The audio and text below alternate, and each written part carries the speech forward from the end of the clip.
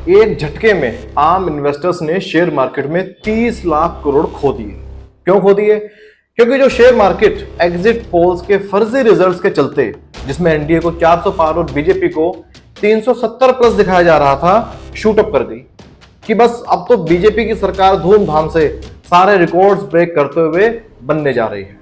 मेरे कुछ जानकारों ने, मेरे दोस्तों ने भी पैसे लगाए और डुबा दिए। उनसे सहानुभूति है, पर क्या ही करूं। मैंने मना किया था कि भाई सिर्फ एग्जिट पोल के चक्कर में ना पड़ो, गलत भी निकल जाते हैं। बंदे कहते कि सिर्फ एग्जिट पोल की बात नहीं है, सलाह ऊपर से आई है। अब ये कौन सलाहकार थे ऊपर वाले, जिनके कहने पर लोगों ने अपने लाखों रुपए डुबो दिए? ये भी देख लेते हैं, आइए। जितने ज्यादा सामान्य नागरिक इस फील्ड में आते हैं, इतनी इकोनॉमी को बहुत बड़ा बल मिलता है, बहुत बड़ा मिलता है। और मैं तो चाहता हूँ हर नागरिक के मन में थोड़ी रिस्क टेकिंग कैपेसिटी बढ़नी चाहिए। एब्सोल्युटली, ये बहुत जरूरी होता है। सोच सोच करके ये क्या करूंगा, ऐसी जिंदगी जीने से बात बात बनती नहीं है।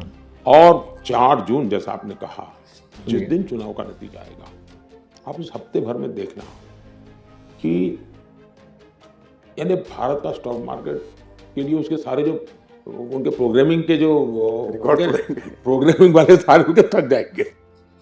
मतलब रिकॉर्ड टूट जाएंगे, प्रोग्राम्स फेल हो जाएंगे, पता नहीं क्या ही हो जाएगा। ये तो थे सलाहकार नंबर 1। अब दूसरे देख लीजिए।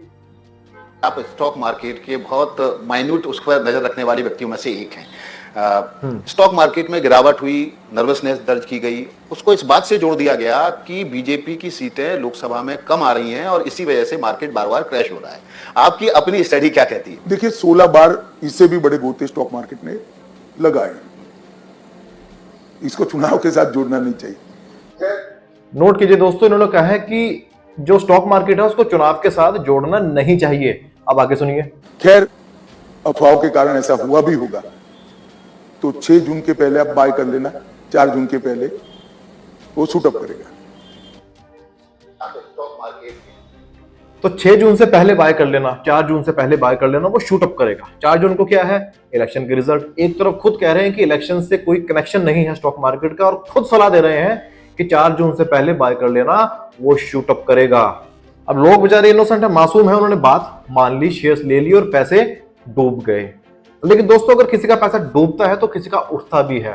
पैसा कभी जीरो में कन्वर्ट नहीं होता कि गुम हो गया, पता नहीं कहां चला गया, ऐसा नहीं होता है। किसी की जेब से निकलता है तो किसी की जेब में जाता भी है। इसे ही घपला कहा जाता है। राहुल गांधी जी ने इसे घपला बताकर जांच की बात की है, सुनिए। पहली बार हमने नोट किया कि चुनाव के समय प्रधानमंत्री ने, होम मिनिस्टर ने और फाइनेंस मिनिस्टर ने स्टॉक मार्केट पर टिप्पणी दी। प्रधानमंत्री ने 2-3 बार, 4 बार देश को कहा कि स्टॉक मार्केट तेजी से आगे बढ़ने जा रही है। होम मिनिस्टर ने सीधा कहा कि 4 जून को स्टॉक मार्केट आसमान में जाएगी, लोगों को खरीदना चाहिए। और यही मैसेज फाइनेंस मिनिस्टर ने दिया।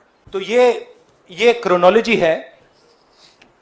अमित शाह कहते हैं बाय शेयर्स बिफोर 4 जून। 19 में नरेंद्र मोदी जी कहते हैं stock market will break records on June 4। फिर 28 मई को रिपीट करते हैं। 1 जून मीडिया झूठे एग्जिट पोल रिलीज करती है। बीजेपी का ऑफिशियल जो इंटरनल सर्वे था वो उनको 220 सीट दे रहा था। तो ये इंफॉर्मेशन बीजेपी के लीडर्स के पास था।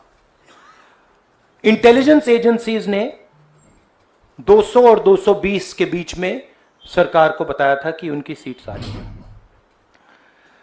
3 जून को स्टॉक मार्केट सारे रिकॉर्ड तोड़ देता है और 4 जून को खटाक से स्टॉक मार्केट अंडरग्राउंड चला जाता है। 31 मई massive stock activity, more than double what was there on 30th, more than double what was there on 29, 28. ये अनोमली देखिए। ये कौन लोग हैं? ये वो लोग हैं जो जानते हैं कि कोई ना कोई घपला हो रहा है। हजारों करोड़ रुपए यहां पे इन्वेस्ट हुए हैं, फॉरेन इन्वेस्टर्स ने इन्वेस्ट किए हैं, और उसके बाद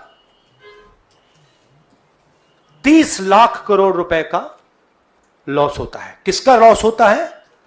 रिटेल इन्वेस्टर्स का लॉस होता है, आम इन्वेस्टर्स का। तो ये जो आप देख रहे हैं हिंदुस्तान की स्टॉक मार्केट की हिस्ट्री का सबसे बड़ा स्कैम है।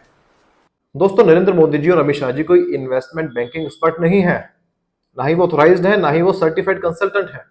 ऐसे में अगर ऐसे पब्लिकली ओपिनियन देनी, सलाह देनी कि इन्वेस्टमेंट कर दो, स्टॉक में पैसा लगा दो, खूब कमाई करोगे, खूब ऊपर जाएगा, ये इलीगल है। और ये बात उनको पता थी कि ऐसी सलाह पब्लिकली नहीं देनी चाहिए। लेकिन नुकसान किसका हुआ? आम इन्वेस्टर्स का। लोगों ने बात मानी और धोखा खाया। तो ऐसे ही किसी की बातों में ना आया करें, ब्लाइंडली फॉलो ना किया करें, अंधभक्ति किसी एक पर्सन की या किसी पार्टी की ना करें, वरना अपने निजी नुकसान तो करवाओगे ही, बल्कि देश का भी नुकसान होगा। किसी की अंधभक्ति करने से, ब्लाइंडली फॉलो करने से दिमाग पे असर पड़ता है, दिमाग काम करना बंद कर देता है और धीरे धीरे भूसे में कन्वर्ट हो जाता है।